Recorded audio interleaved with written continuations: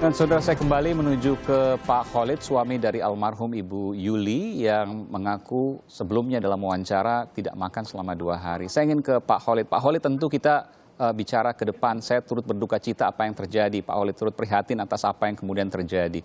Pak Khalid, bagaimana kemudian Pak Khalid ke depan ini? Tentu bukan hal mudah. Selain Pak Khalid tentu masih berduka, Pak Khalid juga harus berjibaku dengan kebutuhan sehari-hari.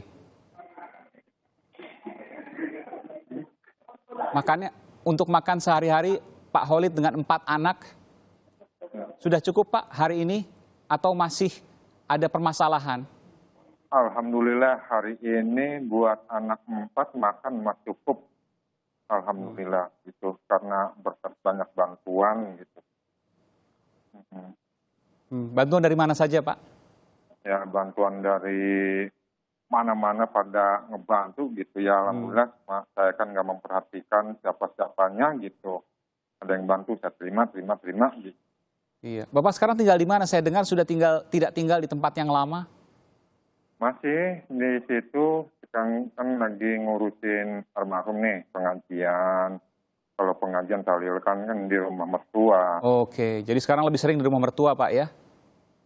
Ya jarang-jarang lah gitu, kadang ke rumah. Iya, iya. Ya, Karena sempat dicari di rumah Bapak tidak ada, mungkin saat sedang di rumah mertua. Untuk ke depan Pak, tentu Bapak kan sekarang sulit untuk mencari uang karena pengepul tutup, betul Pak ya? Bagaimana kemudian Bapak membeli kebutuhan sehari-hari? Ya betul. Sekarang Holik kan kerjanya cari rongsokan apa gitu. Pas mau ngejual kan lapak-lapak semua pada tutup. Iya. Nah, makanya udahlah kerja apa adanya gitu. Yang penting bisa ngenafkahi anak gitu. Baik.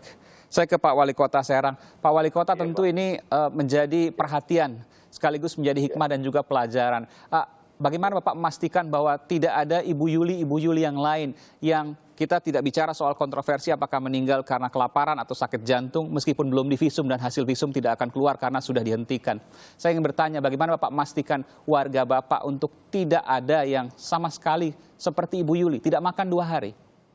Ya, terima kasih. Kami memastikan mudah-mudahan tidak ada Bu Yuli berikutnya. Karena dalam 1 minggu ini, dari minggu yang lalu kami membagikan sembako khususnya untuk lansia dan lebih khusus untuk masyarakat kita yang tidak makan gitu. Itu yang kami utamakan. Jadi dalam 1 minggu ini kami sudah membagi semua kecamatan di 6 kecamatan karena kami ada 6 kecamatan di semua kelurahan membagikan sembako wabil khusus untuk masyarakat yang tidak makan. Ada petugas khusus yang kemudian berkeliling Pak misalnya untuk melihat adakah kemudian warga saya yang kesulitan makan? Ada petugas khusus, kami menugaskan kepada para kepala kelurahan melalui RT RW yang keliling khusus untuk melihat langsung keadaan masyarakatnya apabila ada yang tidak makan. Baik. Apresiasi untuk upaya yang kemudian dilakukan oleh pihak pemerintah Kota Serang. Pak Dr. Marius, informasi terakhir. Pak Dr. Marius, apa yang bisa disampaikan terkait peristiwa ini, Pak? Jadi begini ya, Mas. Jadi, silakan, Pak. Ini kan terus terang aja sekarang nih, dengan adanya begini, saya juga sedih ya. Pasien masa disalah-salahin sama rumah sakit. Kalau petugas kesehatan terpapar corona, katanya pasien tidak jujur. Coba. Padahal dalam ilmu manajemen rumah sakit itu salah berat. Untuk kasus ini Pak, untuk kasus yang soal kelaparan ini, mungkin ada pesan Pak Dokter? Jadi pesan saya gini, kepada sejawat saya yang dokter puskesmas, ya. Anda itu dokter bukan dokter telemedicine. Kalau telemedicine cuma konsultasi doang. harus dilakukan pemeriksaan secara keilmuan. Baru bisa kita menyebutkan diagnosa kerja. Itu pun biasanya juga ada diagnosa pembanding segala macam. Mana mungkin orang keluhan sakit kepala atau sakit jantung. Dan perlu Anda ketahui, penyebab kematian sekarang itu bukan jantung berhenti. Kalau teori kedokteran modern, di mana aliran listrik otak berhenti, baru disebut kematian batang otak, barulah itu meninggal. Jadi sebetulnya ucuk-ucuk kalau jangan membuat diagnosa itu, mendingan berdasarkan keilmuan.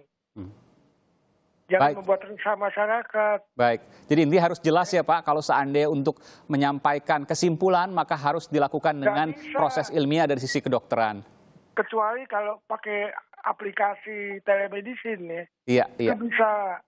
Karena dia konsultasi, bukan periksaan fiksi, segala macam. Jadi membuat diagnosa kerja itu ada ABCD-nya. Jadi Anda menyimpulkan bahwa kematian Ibu Yuli ini masih misterius sesungguhnya? Bukan sakit jantung. Bukan sakit jantung, lalu sakit apa Pak? Ya harus perlu ditindaklanjuti. Oke, baik. Dan keluarga sudah memutuskan untuk visum, tapi ini merupakan hak dari keluarga, hak dari Pak Khalid dan juga anak-anaknya. Dan tentu sudah dibicarakan ya Pak Khalid. Sekali lagi turut prihatin atas apa yang terjadi, turut berduka cita atas apa yang terjadi Pak, dan kepada Pak Wali Kota Serang semoga tidak terjadi lagi kejadian serupa. Ini merupakan hikmah dan pelajaran luar biasa terkait informasi yang kita dapatkan ini.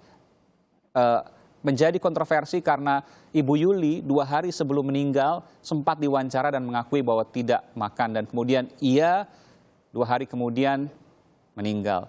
Tentu ini menjadi keprihatinan luar biasa di tengah pandemi corona. Dan kita berharap tidak pernah terjadi dimanapun di Indonesia. Terima kasih Pak Dr. Marius Wijayarta, aktivis dokter, kemudian ada Wali Kota Serang Pak Syafruddin, dan sekali lagi rasa prihatin saya kepada Pak Khalid, suami dari Ibu Yuli Nur Amelia yang pekan lalu meninggal. Terima kasih telah memberikan informasi di program Aiman. Saudara, kita lanjutkan informasi berikutnya, apa yang sesungguhnya terjadi terkait dengan informasi ATM beras, saudara, yang diberikan oleh pemerintah melalui Kementerian Pertanian dan disetorkan di sejumlah komando distrik militer di Jabodetabek. Kami akan segera kembali dengan informasi lengkapnya.